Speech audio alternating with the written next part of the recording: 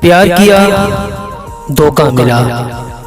दोस्ती की, धोखा मिला। जिंदगी में जिस चीज की शुरुआत की नाकामयाबी मिली। ना कोई रिश्ता निभ सका और ना ही काम में कामयाबी। मैंने बहुत सवाल किए खुदा से कि हर बार मैं ही क्यों, हर बार मुझे ही क्यों ऐसे टेम्परेरी लोग दिए जाते हैं। मैंने तो हमेशा अपना वक्त ईमानदारी से दिया, चाहे वो दोस्ती हो या प्यार।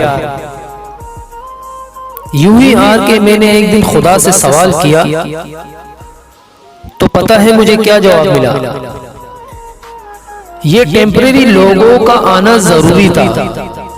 अगर ये टेम्परेरी लोग नहीं मिलते तो परमानेंट की कदर ही ना रहती।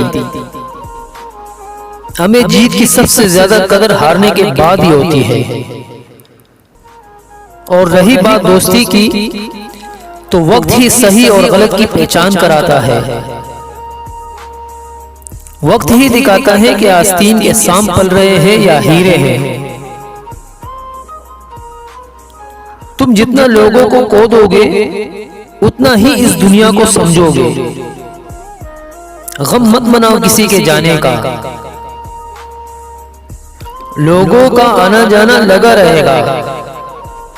कुछ सिखा के ही जाएंगे। खुद की अहमियत बरकरार रखो और खुद से प्यार करो। अल्लाह हाफिज।